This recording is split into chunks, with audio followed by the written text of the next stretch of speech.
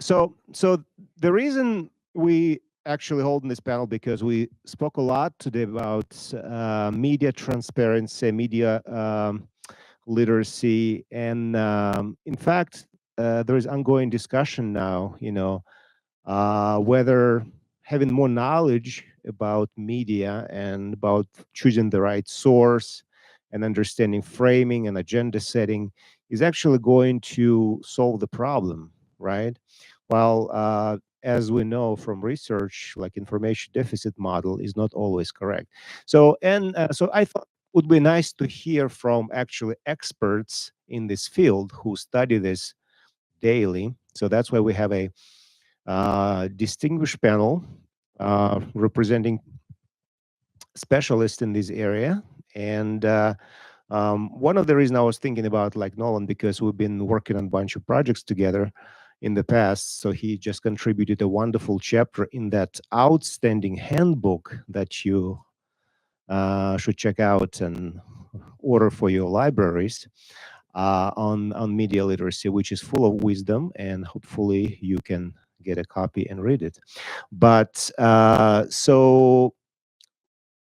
let's begin by, first of all, hearing your presentations, and then we'll open for discussion. So who would you like to start with? Okay, Nolan. Well, he's catching the plane and going to California right after this presentation. Can you imagine? It's perfect airplane attire. Can y'all hear me okay? Good. All right. Thank you very much. And thank you very much for coming to this panel. And it's a pleasure to be at this conference. I was just telling about this, that I just really appreciate the different ideas, perspectives, and disciplines. It was really powerful sitting here and learning a lot. Mischa on my far left over there, and then Robin next to Mischa, and myself, Nolan. We are the panel going to talk about media. Particularly want to apply media literacy lens and kind of talk about what that is. We decided to apply it to the election. A lot of us were doing work on the election. And so I'm going to start by giving kind of a broad overview of what a media literacy analysis of news media in the United States looks like, what it looked like during the election. And then I have a few recommendations based on some of the outcomes of that media coverage on things we should do. Robin will then take over and has a case study that she's going to present. It's really going to give you a kind of a deeper analysis of what critical folks do when they look at media. And then Mischa will take us home, looking back at those kind of suggestions that I made. She's going to go in depth on those and actually explain what they are. So we're all going to go together. And then we love Q&A. We love talking to all of you. So we'll race to Q&A.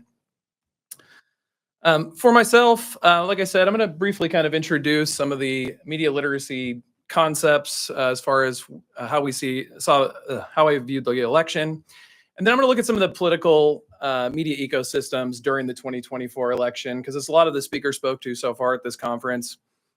We know that people have different realities and different bubbles right now, and that really affects a lot of our political discourse and outcomes. And then briefly talk about the role of fake news and some of the post-election shifts and some of the suggestions we have for how to right some of the wrong paths we've been on. In a nutshell, what I want to argue is that the 2024 election illustrated the need for new and diverse models of journalism inside the United States and the necessity of having stronger critical media literacy skills amongst the electorate. And also, the election also drew our attention to the importance of two areas that I want to talk about that I've been writing a lot about, which are podcasting, or new media as it's called, although it's not really that new anymore, and so-called AI, artificial intelligence. Both played a critical role in this election, and I think they will continue to play a role as we move forward. So it's important to analyze these. So for folks who aren't too familiar with the United States media landscape, there's a lot of research, especially since the moral panic over fake news in 2016, that the U.S. electorate increasingly finds itself locked into these echo chambers, these sort of reinforcing systems of information that confirm people's views, or reality bubbles. I think one of the prime examples that comes to mind is during the COVID-19 pandemic. folks who consumed a lot of liberal or Democratic-leaning media tended to overestimate the amount of deaths from COVID in the United States, and people who consume conservative or Republican-leaning media tend to dramatically underestimate the amount of deaths during COVID. And that is two different media systems informing folks incorrectly about the reality of what's going on, and it makes it really difficult to have a democracy when people have different versions of reality or a different set of facts, alternative facts for Kellyanne Conway. Part of the problem that we talk about a lot in the United States is that only a handful of corporations control most of our media. And as the last panelists were discussing, corporations' number one goal is usually to make money, not necessarily to support democracy. And that's been a problem for our media landscape for quite some time in this country. The model that news media started to use in the 1990s got away from that kind of Walter Cronkite, trying to get the biggest audience possible, right? Walter Cronkite wanted like the racist uncle and the teenager with the Che shirt watching the show together. Today, it's much different. Cable news really fractured audiences, and to keep audiences, they adopted a new kind of programming and framing. They got away from the us versus them Cold War mentality that the US was obsessed with to us versus them, Democrats versus Republicans. We're now 30 years into that, and it's no longer about we disagree on policies. It's that we think the other side is going to ruin our way of life. And the media really feeds a lot of that. The internet, of course, made it worse, not just because social media, but also because a lot of the newspapers switched to digital subscriber models. And subscribers tend to unsubscribe when you tell them things they don't want to hear. So this also contributes to those echo chambers as well. And I have the fangs up there just to point out that also new media is also really owned by a handful of corporations as well. There's not a lot of diversity and choice, just the illusion of diversity. Coke versus Pepsi. So when it comes to the 2024 election, I want to look at both the Democrat and the Republican kind of media ecosystems. Democrat media really obviously was pro-Harris, but Harris made the decision to depend on legacy media. Like she really privileged things like going on 60 Minutes and didn't really engage as much with the new media space as her opponent did, although she did do some podcasts like Call Her Daddy and things like that. The Democratic-leaning media portrayed Harris as a really strong contender, or someone who was picking up steam and momentum was at her back. But after the election, we found a lot of internal polling from her own campaign that was saying they never had her in the lead. So this was a media narrative that was being constructed seemingly out of thin air, because a lot of liberal audiences wanted to believe that Harris had a chance to beat Trump, especially after what had happened with Biden. Which gets to a lot of distrust amongst liberal audience started to emerge during this election. Typically, liberal audiences have been very loyal to Democratic-leaning media outlets, but a lot's changed since this election. And I think one of the major issues had to do with the way that Joe Biden's supposed cognitive decline was covered. What people were hearing and seeing with Biden differed from the messages they were getting in media. And then all of a sudden, very famous, wealthy, powerful people switched on a dime and said he does have cognitive problems. And that went from you're a crazy conspiracy theorist to you got to jump on the Harris train. And I think that dramatic shift, as we'll see, negatively impacted these Democratic-leaning media outlets. So we'll talk more about that. And then on the other side of the political aisle, if you will, for Donald Trump and the Republicans, they really effectively used digital platforms. This goes back to 2016 with Trump and Twitter. But I think Trump really recognized that audiences were gravitating toward this podcast space. And it was a new way of dealing with campaigns. Typically, you'd want to go the Harris model, get the biggest audience possible, 60 Minutes audience. Trump realized if you go on a bunch of podcasts, collectively, they're a much larger audience and they're a lot more engaged. And it turned out to be quite fruitful for him. Some folks called it the podcast election. That was what was new about it, but what was not new about his campaign was it relied on the same character assassination tropes against Harris as it did with Hillary Clinton and any other woman. Harris was referred to as dumb, unqualified, or a so-called DEI hire. Probably most famously, she was also referred to as Hawk Tuah Girl on Fox News Channel to insinuate that she used sex to get her way to the top. And that was the only reason why she was vice president. This was repeated consistently by folks in the so-called manosphere, which are these digital podcasters and groups who repeated this narrative over and over again. And as one of our panelists said this morning, also, this was part of comedy routines in this space as well. So stand-up comedy went after this "Hawk to a girl," dumb, DEI hire, unqualified narrative as well.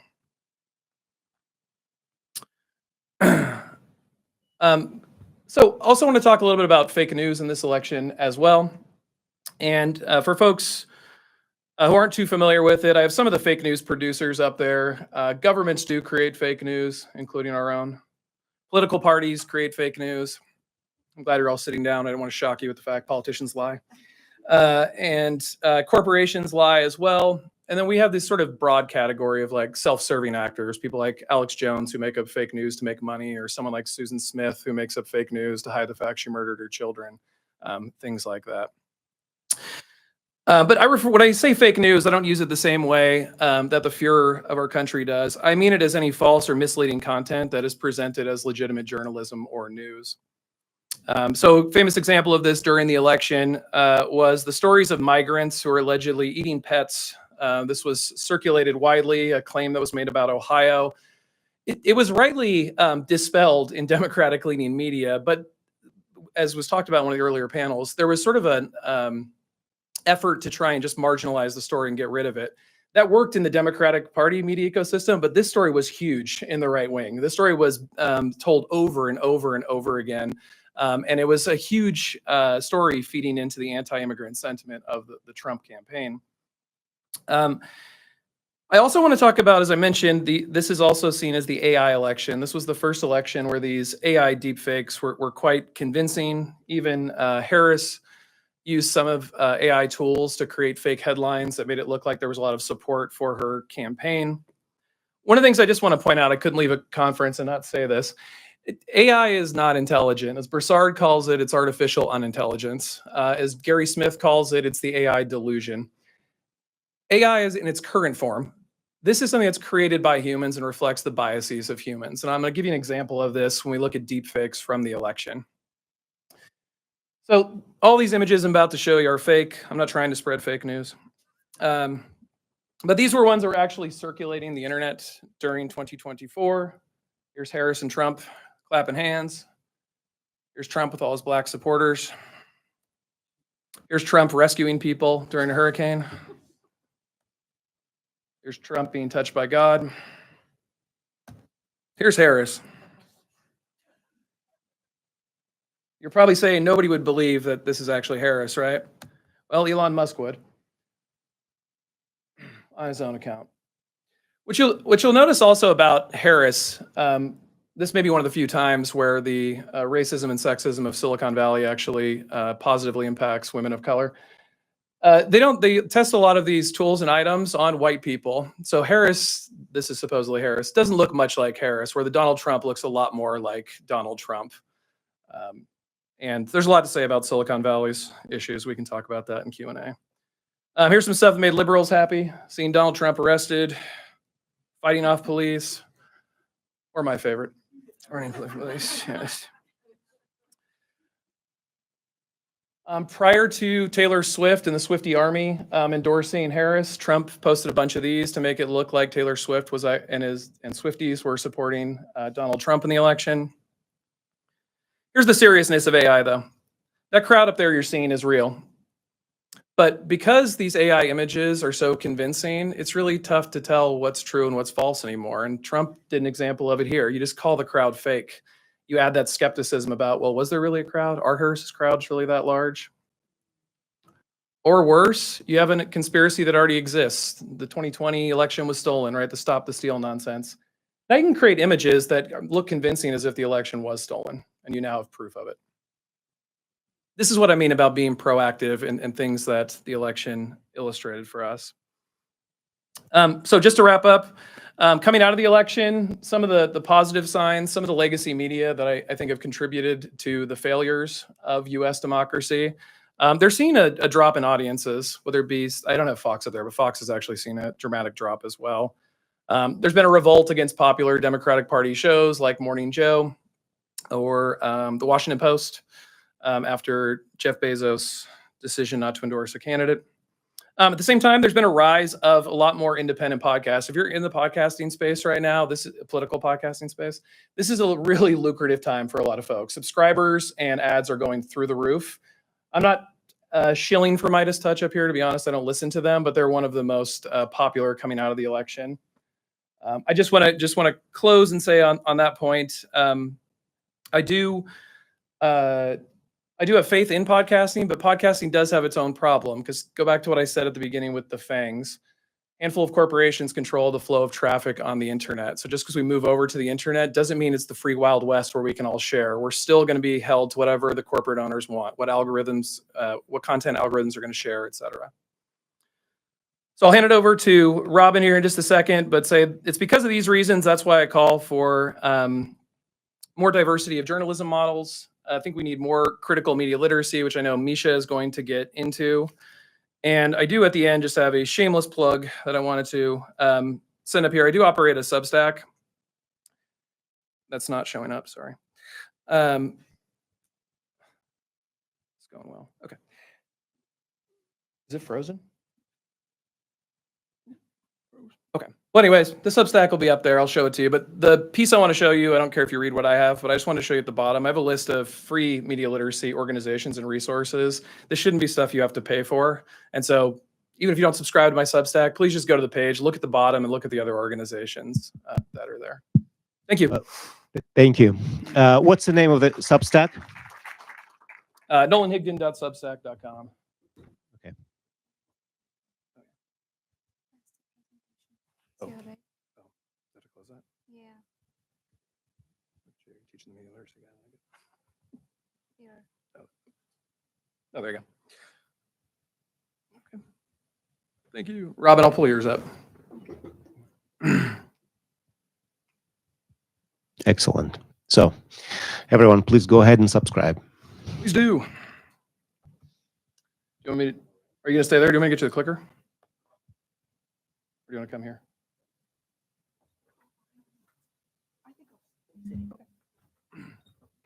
I can be your personal clicker if it doesn't work.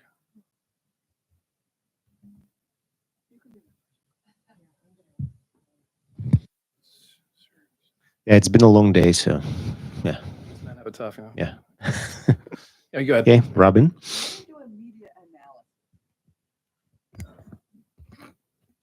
I'm going to do a media analysis. Usually I'm much more critical of the media, but on this story, they've done a pretty decent job.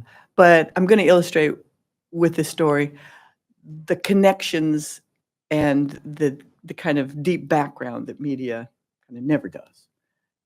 And to understand the situation at Columbia with this student who had just graduated with his MA, with his graduate degree in international and public affairs from Columbia.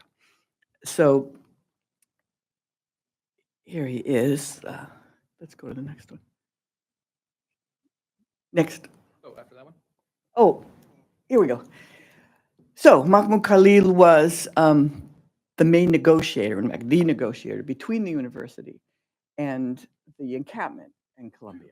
And he was, and I'm going to say abducted because there was no arrest when the DSH agents came to take him. They didn't show him any arrest papers. And his wife was there, and she was asking, you know, why are you taking him? And they kept repeating, he doesn't, he has a green card. And that is part of the confusion of the scene that night on March 8th, when they came in and took him away from his Columbia-owned apartment. And within 24 hours, he was at an ICE detention center in Louisiana. So then, let's go to the next. Well, the day before he was abducted, he had written to the university telling them that he was scared because he had been the subject of a doxing campaign, and that he was the subject of death threats, and they were getting very hateful, and he was concerned.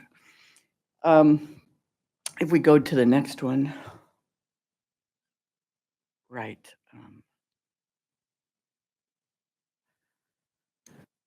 The reason that I got that I kind of decided to do this today is because I've been talking to Nolan about the focus of this conference, and I think that defamatory discussion here is very valuable to the discussion of what was discussed.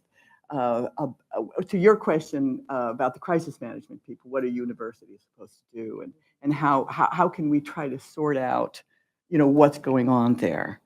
A British diplomat, when he heard that Khalil had been taken and was in ICE detention, said that these U.S. government depiction of Khalil is absolutely false and defamatory.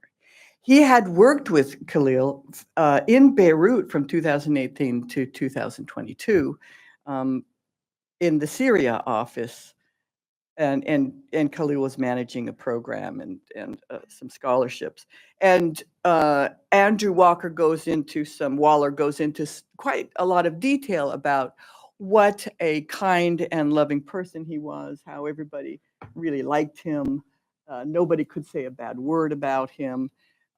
So if we think about him receiving death threats, defamation is false information that affects your reputation and gives you a bad reputation. In this case, I want to talk about the extent of the defamation that has now led to essentially his abduction.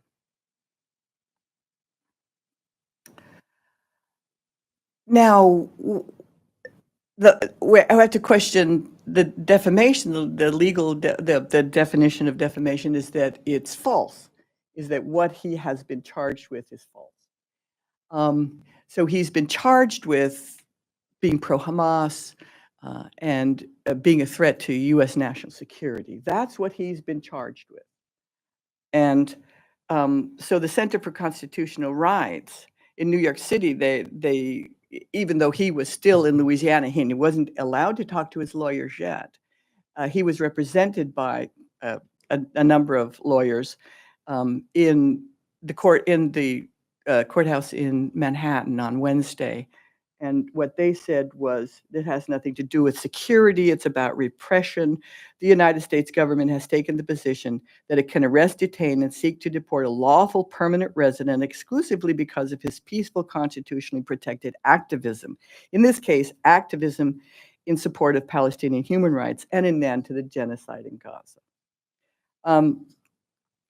So the reason that I'm not so critical of the press coverage in this case is that there have been some pretty good op-ed pieces in the Washington Post and the New York Times. And the New York Times actually said, and I think there's real reasons for this, because this has gone on now where it's at this level, which is very dangerous for all of us here in America as we slip into authoritarianism. The Trump administration is using claims of anti-Semitism on campus as a justification for grave violations of due process and free speech. And then they actually made an analogy between what's happening now and the Red Scare. The Red Scare of the 20th century's anti-communists are being replaced by a new frenzy whipped up against the left-wing supporters of the Palestinian cause. And they explained that in reality, it was Khalil was detained because of his protest activity and not because he provided illegal support for terrorists. So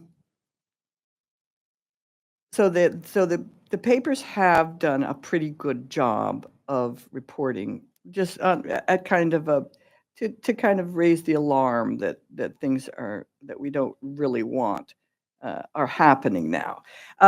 If we go to, let's skip the next one and go to this one.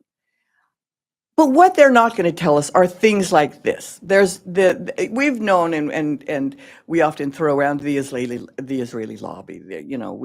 We know about Canary Mission on university campuses as an organization that has collected names of students who have been in Palestinian solidarity groups on campus, and even before October 7th, were trying to have that point of view on campus, frequently not allowed to have their student organizations on various campuses. Fordham University, for example, wouldn't allow a Palestinian organization to be on campus. But now there's a new kid on the block in terms of the Israeli lobbying groups, and it's called this Betar USA.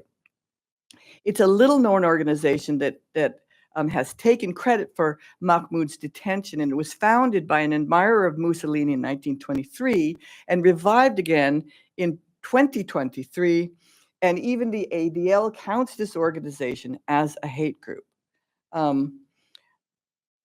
So a little bit more information on Better USA is the New York Post did a piece in November of 2023, 5 minutes, and it said it had identified 30 names of students from Jordan, Syria, Egypt, Canada, the United Kingdom, that were attending top universities, UPenn, UCLA, the New School, places like that, and hoped that President-elect Trump would give the Israel haters a one-way ticket back home. Now, what the Post didn't mention was some of the specific things that the ADL and other organizations have identified with this group, is that they have a propensity and practices patterned after the tactics and symbols of fascism, including wearing brown shirts and using special salutes. Better aspires to partnering with the Proud Boys, even with their history of anti-Semitism and Islamophobia, in order to counter Islamic jihadists. So they're kind of in wanting to get inspire and partner with the Proud Boys. They're kind of a belligerent, a very aggressive and very far right organization. Now, also, in just February of this year, a couple months ago, the president of Better was had to lost his job because he was convicted of New York of being a revenge porn predator with his ex-wife. Now, the Post reported on this, but but delinked it and did not mention that he was also the president of this organization that they had just written about in November, claiming that they had all of this dirt on students and that they were going to ask Trump to get rid of them. So this is him. This is Ross Glick, who is the president. There was a really excellent kind of heroine in this story, and I think it's Michelle Martin. And I don't know if anybody heard the Michelle Martin interview on NPR with Tori Edgar, who was the new deputy, was just had gotten the job of deputy secretary of the Department of Homeland Security. And she was asking him, what exactly have you charged him with? What are the charges against Mahmoud? And he said, well, he's come to this country and he didn't tell us that he was going to align himself with terrorists. And so now he's going to have to leave. And she said, oh, okay, but what is the actual charges? How did he break the law? Because the administration has said he hasn't broken the law. Other thing is, as a permanent resident, he has all the rights that an American citizen has, except for he can't vote. And there's a court case, the Supreme Court in the 1950s advised that permanent residents have the right of freedom of speech in our country. So you can't simply take someone away and deport them immediately if they're a permanent resident. This individual, Tori Edgar, did not know that. She kept asking him, what are you actually charging him with? He kept repeating, actually, that was a line that Marco Rubio had said there was a reason that they had abducted him. And he couldn't this was a 5-minute cringeworthy interview. And finally, at the end, Michelle Martin goes, okay, well, I mean, really, she goes, okay, well, maybe when you know what you charged him with, you could come back and we'll see you. So there was some great, let's go to this next one. There was some very great feedback on social media about the interview, and people recognize this is the way we should be we should be conducting our interviews with particularly new Trump officials who are doing things outside of a legal framework, very importantly. I wanted to talk a little bit about Columbia and what's happening at Columbia now with the pulling of the $4 million and what the legal parameters of that are. And this is a interview with one of the faculty members at Columbia, Joseph Hawley, who argues and explained to Peter Beinart very clearly what he thought was happening. And finally, a distinguished professor of Jewish history at UCLA pointed out that this is the instrumentalization and weaponizing of anti-Semitism for political gain. And he thinks ultimately the administration is interested in something larger than defending Jewish students. It's really interested in bringing the university to its knees in a way of removing a key liberal progressive actor from the American political game.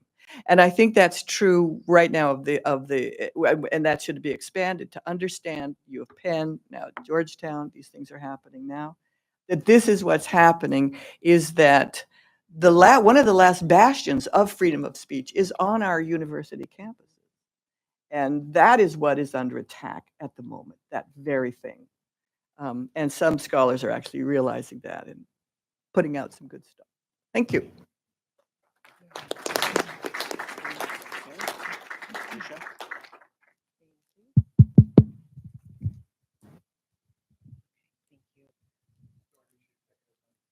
Oh, thank you so much.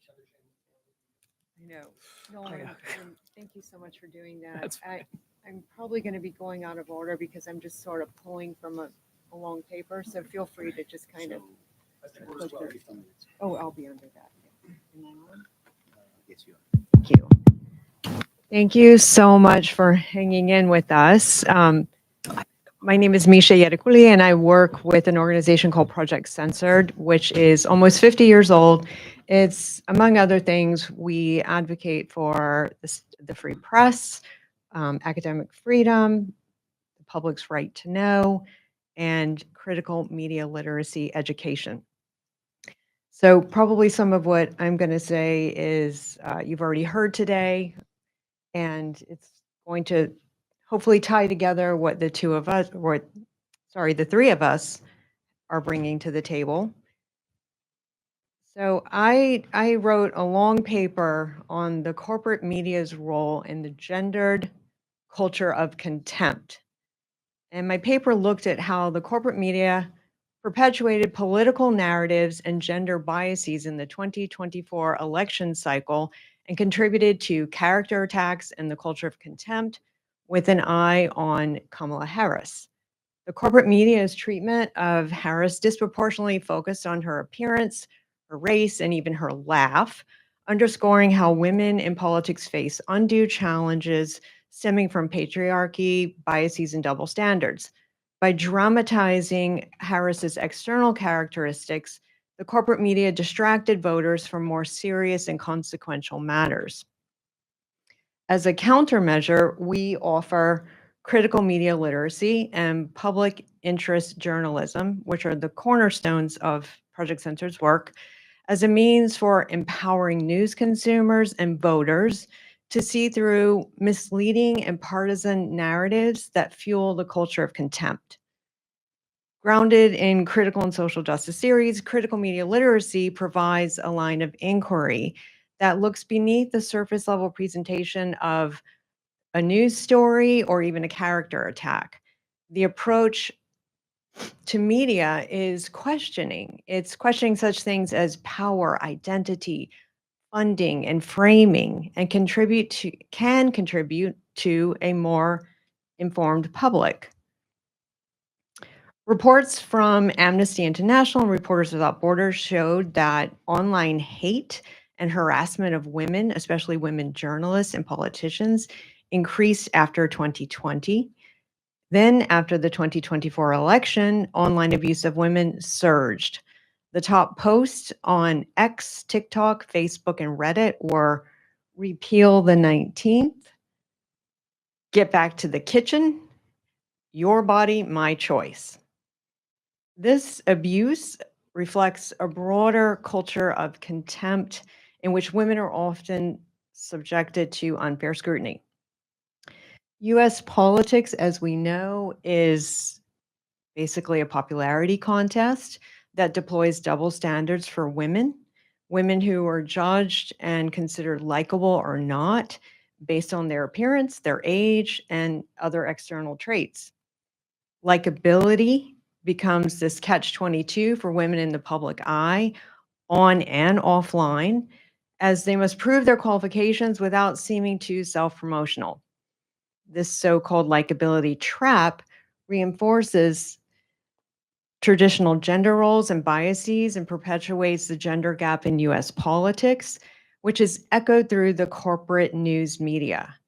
To this point in 2020, after Joe Biden announced Harris as his running mate, a coalition of advocacy groups issued a letter titled, "We Have Her Back," which urged news media executives and bureau chiefs around the nation to focus on Harris's expertise, not her physical traits.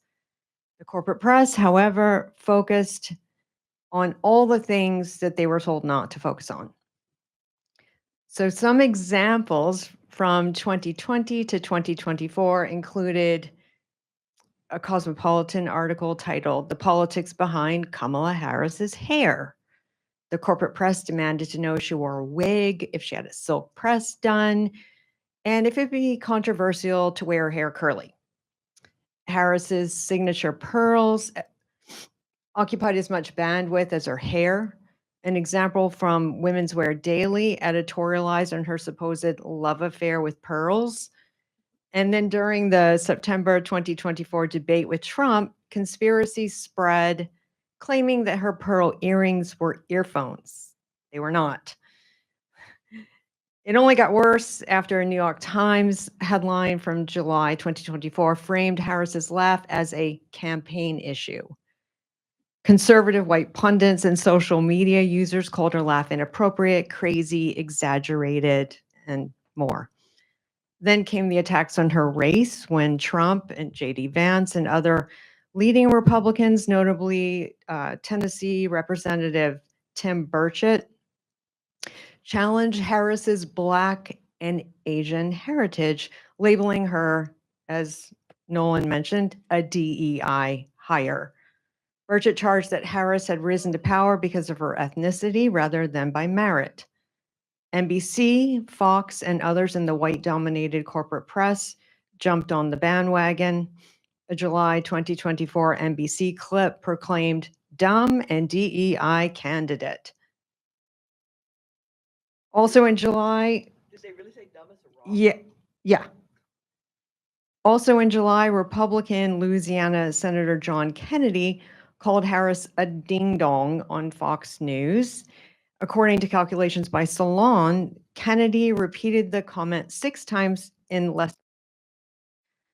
Then a headline from the National Review in October declared Kamala Harris is an idiot. As hard as the conservative right was pushing Harris as a DEI hire, Trump pushed even harder at the National Association of Black Journalists in July 2024, claiming that she had only recently become a Black person. Following suit, headline after headline demanded, is she Black or is she Indian? Trump escalated by then launching a social media attack on Rachel Scott of ABC News, who had moderated the event and had called out Trump for his inflammatory language and his lies about Black politicians and journalists. Scott received multiple death threats shortly thereafter. Attacks on women in politics also include ageist tropes. Harris faced what researchers at UC Berkeley Haas School of Business described as a deep-seated bias against middle-aged women who rise to power, which was epitomized by Vance with his cat lady comments. His claims that the Democrats are anti-child and the Republicans are pro-family gained traction across the media spectrum. Even CNN and NPR played the role of Vance apologist, each detailing possible rationales for his cat lady commentary, none of which included Vance's ideas to give more voting power to parents, or that the right's birth rate obsession is rooted in white supremacy. The corporate media's normalization of dangerous ideas and harmful rhetoric speaks to the role in their agenda setting and opinion forming roles in society. When the media promote manufactured culture war issues such as race and gender, voters are distracted from real matters of consequence. At this moment in history, the right has now twice enthroned Trump, regressed women's rights and gender norms, and is now busy dismantling press freedoms and the public's right to know. The state of the nation and the free press calls for an approach to media that challenges the established narrative. Project Censored advocates for critical media literacy education, seeking out ethical, independent journalism, which is not to suggest that independent journalism never gets wrong, but that non-corporate, non-partisan journalism is less prone to agenda setting and one-sided framing, often provides information that's missing in the corporate press. Applying a critical media lens to attack type news means asking questions about power, funding, and identity.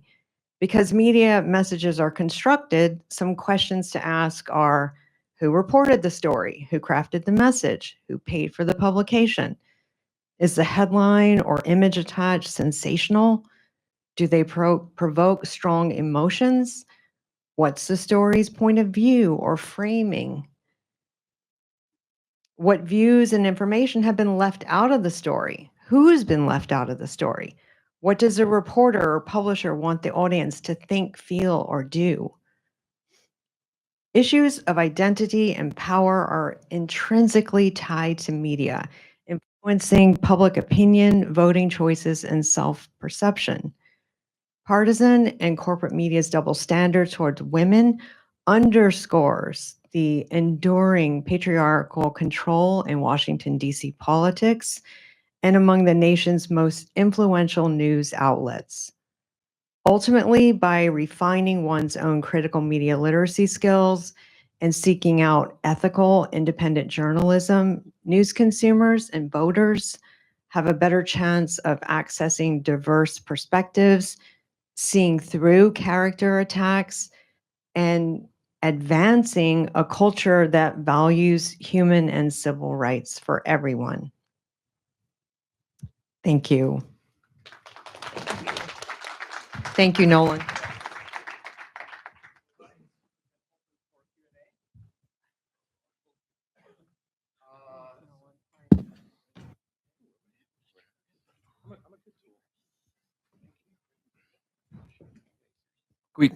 Quick comments, quick questions. And again, sorry for I'm not having monopoly. Eric Schreier from here.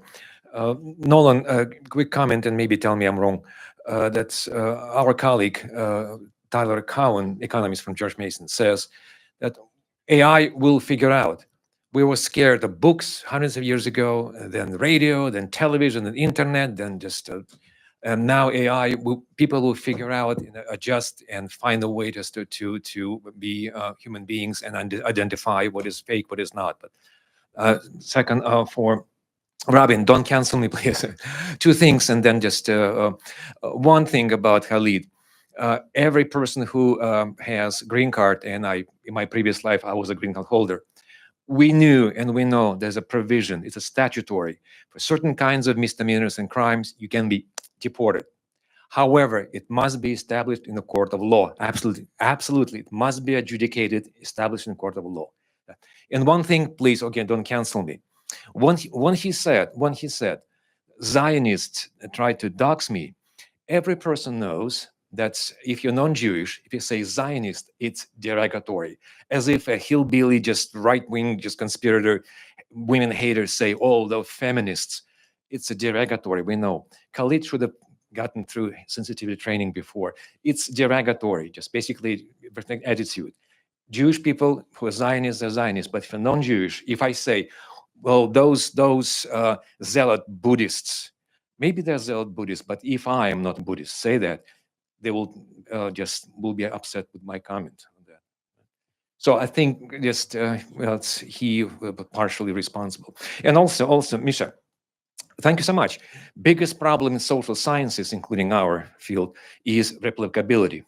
We published a paper, 4 of us, on Kamala Harris, and we are really happy to, we use different methods, but your conclusions, our conclusions, identical. So we replicate. Thank you so much. And sorry again, but maybe you can address my comment. All right. Questions? Oh, do you want me to respond to that? Oh, you want to respond? Yeah. I don't have to. Yeah, I thought it was a comment. No, I very quickly. Yes, AI. I'm not doom and gloom. It's here to stay. It's going to be a part of the human experience. We need to learn to live with it. My only fear is I feel like I've time traveled back to 1993, and it's all optimism, like it was about the internet in 93. And it took 20 years for people to be like, I think that we need some like regulations. We need some conversations. I'm just trying to force the conversations now. But I'm with you. You know, there's a way to live with these tools. Yes. I wouldn't, I do say, I don't want to cancel Eric. And I certainly don't want to cancel his question. I don't think that Mahmoud is to blame for saying Zionist. I think that it is, if Jewish people really take it that way. I'm a member of Jewish Voice for Peace, and if not now, the main organizations that are fighting the genocide are led by mostly young Jewish people who do not feel that way. So I think there's a lot to be said, and I think Peter Beinart has really been trying to do that and kind of understand, and many people have tried to understand what sensitivities are, but make a difference between what Jews and Judaism is and what the State of Israel and Zionism is. And to conflate those two has been done, I guess, successfully over about 20 years of making anti-Semitism part of the criticism of Israel. I think if we say that we're un-American or we're anti-American, which is another. So for Khalil, it went from anti-Semitic to pro-Hamas to terrorist, and then to anti-American. Bush has also called him anti-American. That is, we've been through that in this country several times, where dissent equals treason, right? So if we say that anybody is anti-Semitic who criticizes the State of Israel currently engaged in a genocide, on the face of it, I propose that it's an absurdity. And the only reason that it can be done is because we accept it. So, but we need to talk about that. It's what critical media literacy is about.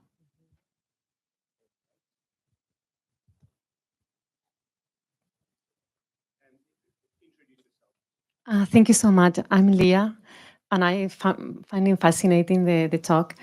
So I wanted to ask maybe the first speaker and the third about gender, and because we have experience in European countries that they have elected women presidents, but here in the US we have 2 opportunities in 2016 and in the recent election, and it hasn't been possible.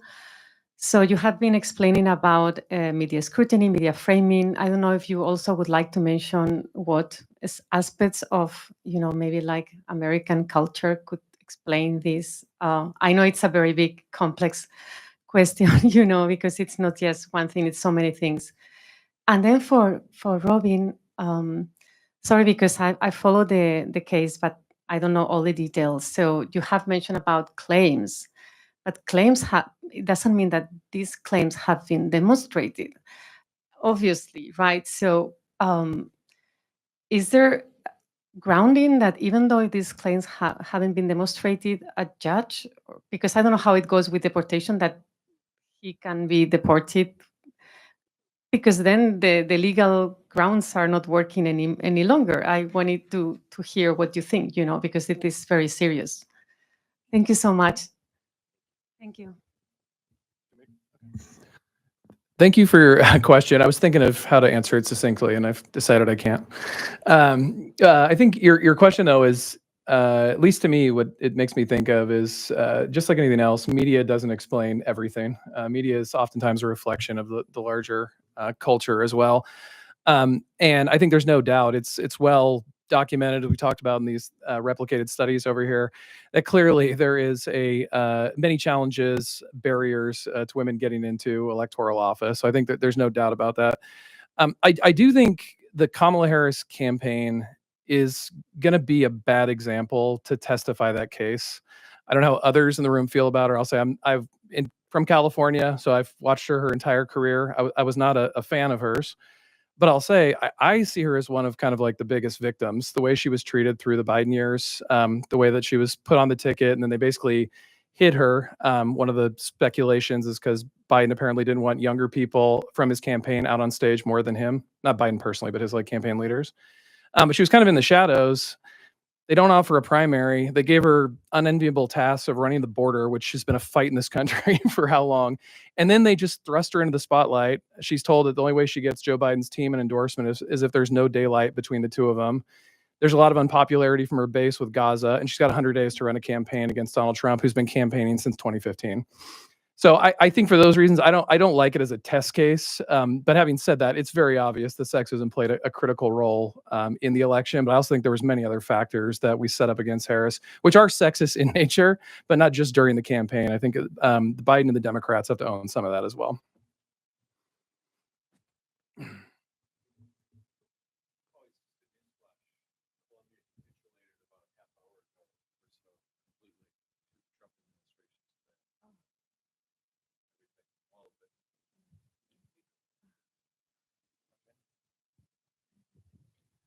Yeah. Did you guys hear that? Because you didn't have a mic. Did you hear that comment? Colombia capitulated to the Trump administration's demands on everything.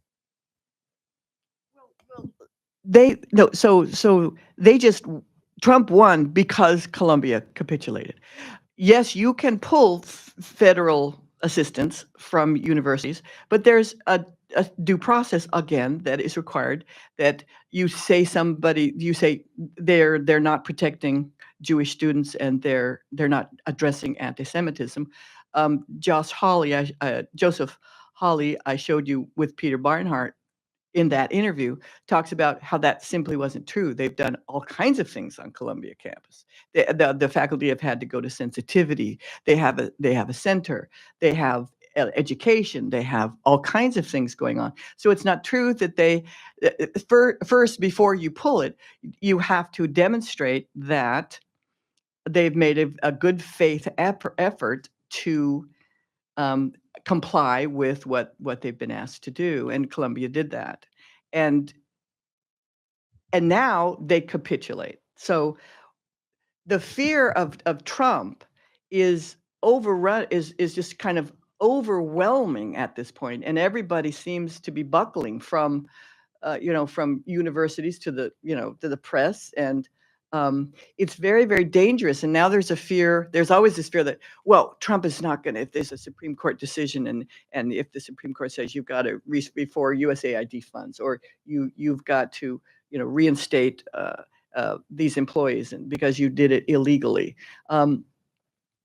They can do that, and it can go to the Supreme Court, and it's likely that the Supreme Court will vote in ways that are constitutional. They've shown that they're going to do that, and they will probably. But J.D. Vance and other people are and say, well, they can. The Supreme Court can make a decision, but let them come and enforce it.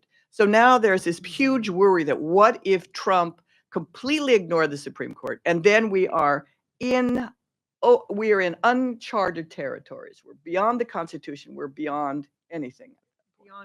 Beyond rule of law. Beyond the rule of law. Yeah, Martijn X, University of Amsterdam. I have a question and a comment. Question is more out of curiosity. When you showed us that picture of all these masked men posing together, who are apparently stirring up these riots, I'm pretty sure that picture was taken in Amsterdam because I recognize the background. I was wondering, are they active internationally? How does that work? And perhaps my comment before you answer what you said about the weaponization of anti-Semitism made me think of what happened last November, again in Amsterdam, where Israeli soccer fans came to play a match against Ajax, the local football club. Some of these Israeli fans were later in the night after the match were assaulted. This went all over the world, made international headlines. Netanyahu said, I'm going to send 2 airplanes to get them out of hostile territory there. It was presented as a huge crisis, and only later did it emerge that these fans had actually been misbehaving the night before, vandalizing, assaulting people, tearing Palestinian pro-Gaza flags from houses. So there was, in the days after, a self-correction in Dutch media where they said, well, perhaps our conclusions were too hasty, and we framed it one-sided, whereas there are actually 2 sides to the whole thing. But I don't think that correction was made internationally. So internationally, the image persisted that Amsterdam is a bulwark of anti-Semitism and that Netanyahu had to get his people the hell out of there. The only reason I knew about the correction in the Dutch media is because I have a friend who's a Dutch journalist.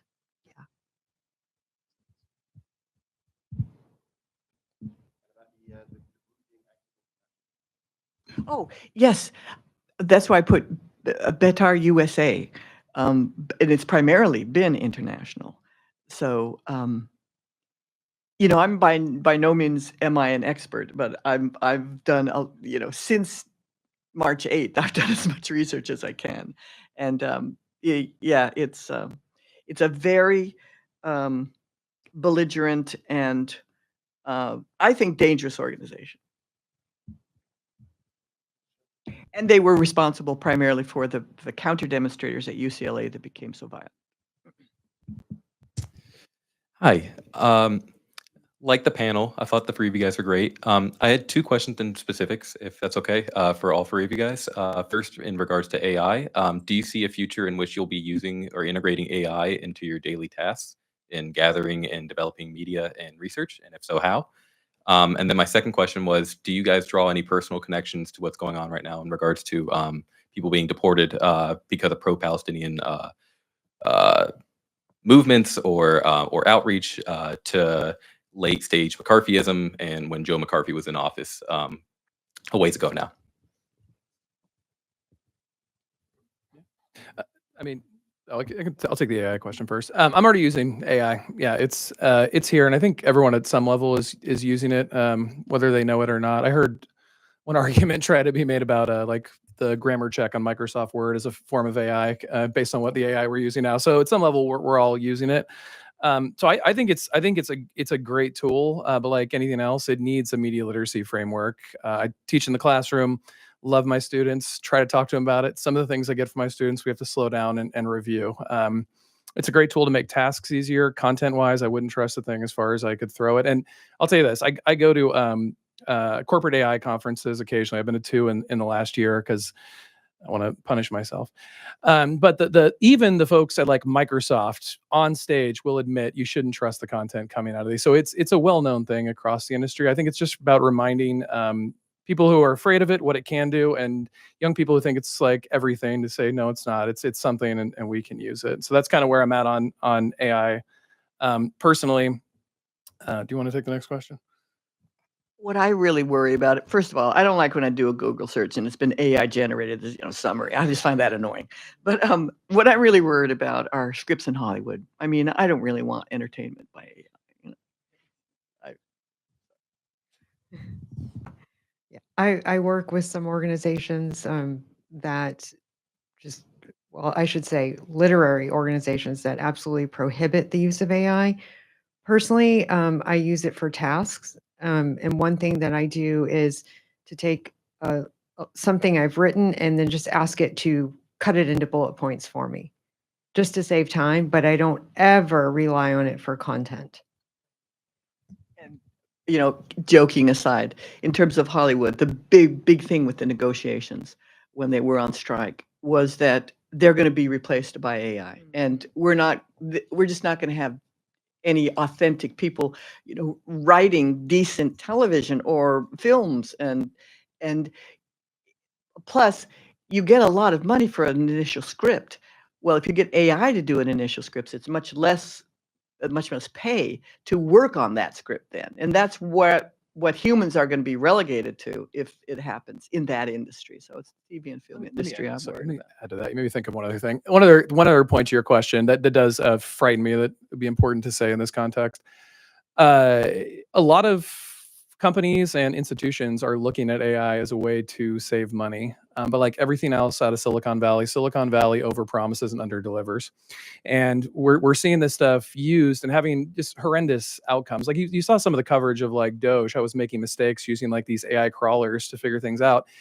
It's somewhat laughable, but your government, your tax dollars is going to use that to make critical decisions. And what we've seen historically are the biases, particularly against working people in these AI devices, has led to using this as a way to stop funds, stop like social support, stop approvals for like Medicare, Social Security, should they exist.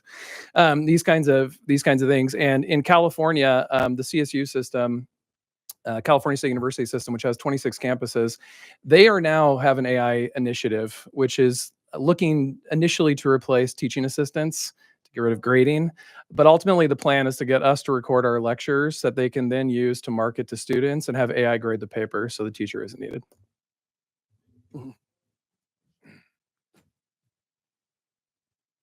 So first, I have a quick story. I work in AI policy, and I don't know if some of you remember the demotivational posters, but my view on artificial intelligence, which is not artificial intelligence, is straight machine learning, is there used to be a poster of a bunch of people holding hands really weirdly, and it said, "None of us are as dumb as all of us."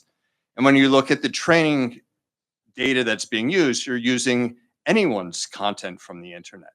So therefore, like the potential level is that's the baseline, and that's the problem. Regarding critical media literacy, I have a question. How do you deal with people who are intentionally looking for sources that confirm their own bias? So for example, I grew up in the Cold War. I was working with somebody during the Cold War, and they were explaining to me how vaccination was terrible. And I said, "Well, what's your source?" And they said, "Russia Today." I said, "Well, you grew up in the 80s. How can you trust this?" So how do you deal with people who are intentionally looking for validation rather than looking for information? I mean, I think that's kind of the eternal question. What makes one person want to learn and grow and expand their minds, whereas others just want to stay locked in to their own way of thinking? I mean, I think the best we can do is to not be aggressive about it and forceful, but to offer it as a possibility to, are you willing to hear another side? Are you willing to read something else? Are you willing to watch something else? I think something that our colleague Dr. Higdon talks about is podcasting, the new media, quote unquote. But podcasting has become so popular, and I think it's a way to maybe expand viewpoints, expand perspectives.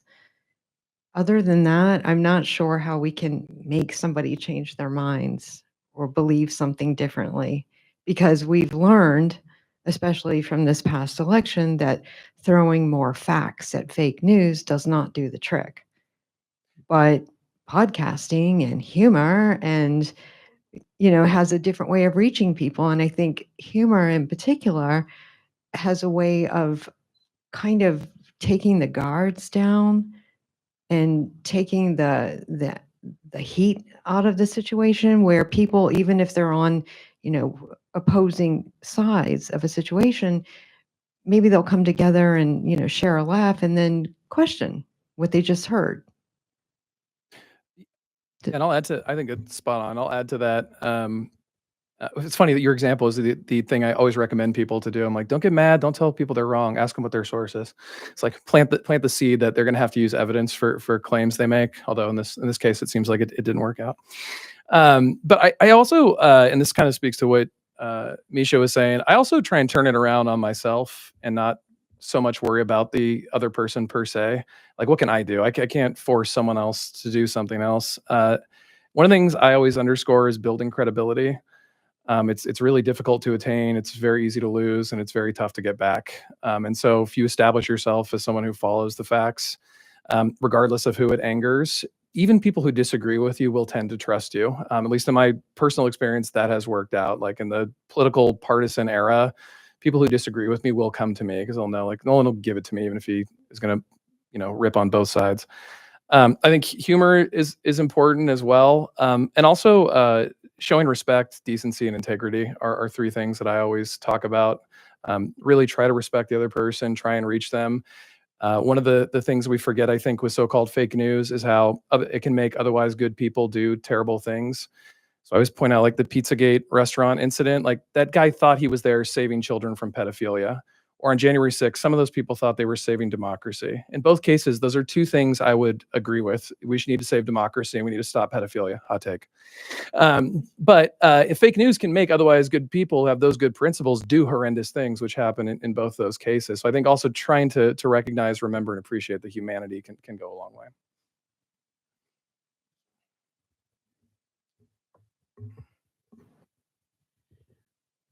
I'm curious, thank you for a great presentation, but like who the agent of a better media is, right? So I think it's one thing to say that we who are educators should teach our students critical media literacy, hundo P. We should talk to our students, we should talk to the people we know. But I guess I'm sort of curious on a macro media ecosystem level, like is a better media possible is one question. And perhaps the subtext there is like, is a better media possible in a world where the media is a commercial enterprise?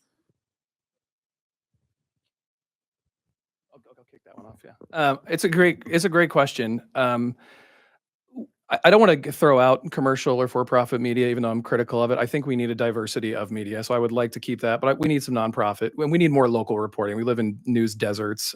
So that aside, but I know it doesn't exactly answer your question. I think one of the things we've forgotten, and this may be a reason why we're in the situation we're in as a country right now, is we've forgotten that democracy is a 24-hour-a-day job. If you don't want to work 24 hours a day, you're in luck. There's a lot of dictatorships that are looking for passive people, but unfortunately, democracy, 24 hours. So who is it? It's us. Like earlier today, a discussion came up about like why don't intellectuals bring things into the public? And I've heard the argument. I understand it, but I've sort of concluded that I'm a citizen of a democracy before I'm an intellectual, and that's always going to be my prime driver. And so whatever I can do to take the work I'm privileged enough to do, if I can help further democracy, I'm going to do it. So I think there needs to be a lot more personal responsibility for our democracy and a lot less finger pointing. And so that's why, especially with critical media literacy, I tell folks like it's great to wag your finger at the right wing and for all the fake news, but what are you doing on your social media feed? Is it confirming your worldview? What are you doing at conferences or events? Are you hanging out with people who confirm your worldview? That's why I really like this conference, by the way. It was very challenging. Those kind of things I think are can go a long way. I think we have to do a lot more self-reflection and give a lot more back to our democracy. I think I should say, in terms of discussion and democracy, I think at this point it's kind of hard to just talk about anti-Semitism as instrumentalization without saying and acknowledging that anti-Semitism exists. And it's been a problem for many, many, many years. It's horrible, it makes people feel horrible. It has very adverse effects on everything, and the history is terrible. My Jewish friends, they feel, yeah, it's getting bad and it's getting worse. And so I think we should begin to think of what are we doing to make it worse? And what is this discourse doing to make it worse? And what can we do about it? Thank you. Your question reminded me of, I think she was Maria Ressa, the journalist who won the Nobel Peace Prize in 2021 or 22. I'm suddenly forgetting. But she said, like, what happened in the Philippines, it was democracy's death by 1,000 cuts. And it started in the media.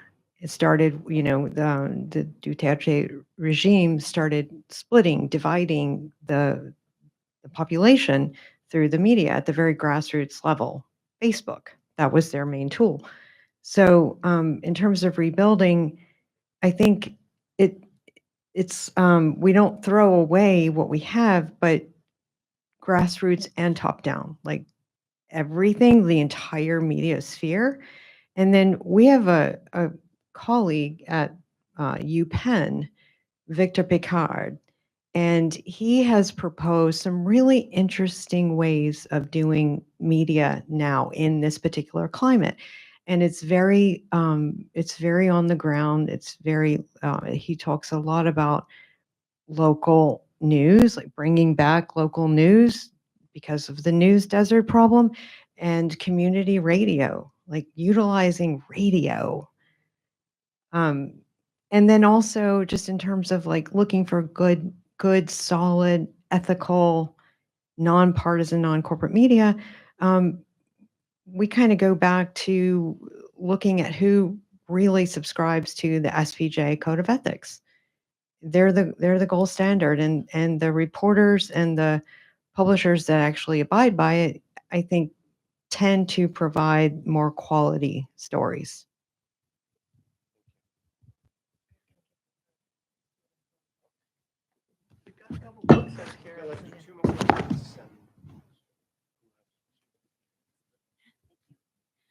Hi. Well, wonderful, wonderful panel. I have a question specifically for Nolan, although I have many things I would like to say, but I have one thing.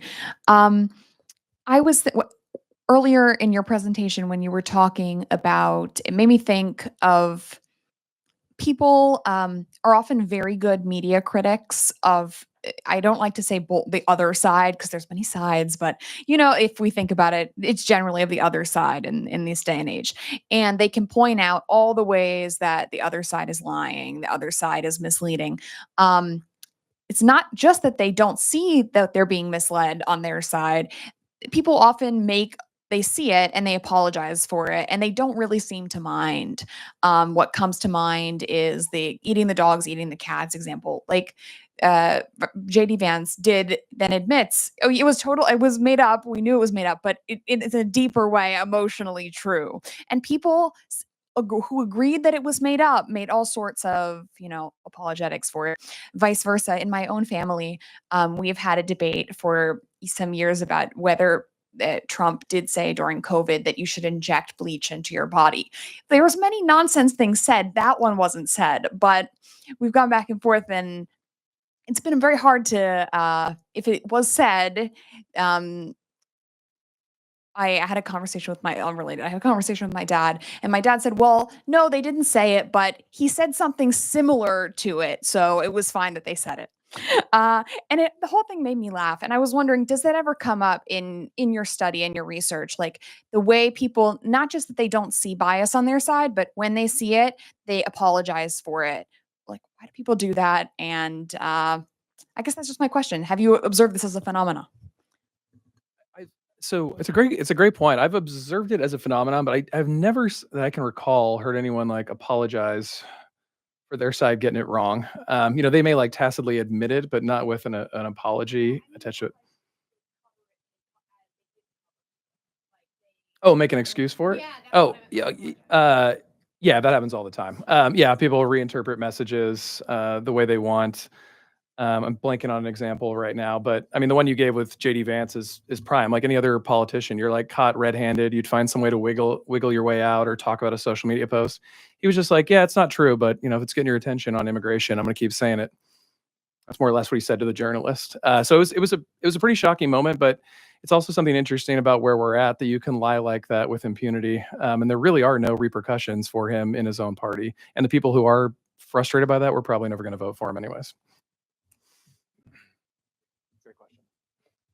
Yeah, this is kind of a similar point, but I'm always struck when we hear analyses about and left and right, which are just the binarization of our thinking is a real problem for me, but it's where we are, and how the misogyny in all of these great examples you gave of misogyny with Kamala Harris, her laugh and her hair and her pearls and all of this stuff. And I really appreciate your comment about looking in your own backyard, because you can go through left-leaning media, podcasts, and you can find horrific misogyny. Ask Sarah Sanders, ask Kellyanne Conway, ask Carolyn Levitt, ask Marjorie Taylor Greene, ask Lauren Boebert. None of these people are somebody that I would agree with, but the absolute base misogyny that is projected, bleach blonde, Barbie doll bimbo, you know, the names that these women are called from the left is something that I think that we have to take a really hard look at when we're doing this kind of criticism, because it turns out, the more I read about this stuff, that misogyny seems to be the nonpartisan issue. And there is plenty of guilt to go around across the political spectrum. So I just wanted to make that point, that I think we need to be pointing that out as well, because battling misogyny is a nonpartisan issue.